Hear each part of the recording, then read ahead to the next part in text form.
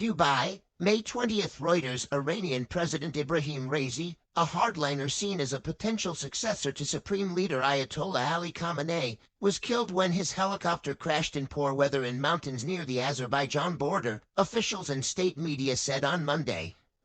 The charred wreckage of the helicopter which crashed on Sunday carrying Raisi, Foreign Minister Hossein Amirabdollahian and 6 other passengers and crew was found early on Monday after an overnight search in blizzard conditions.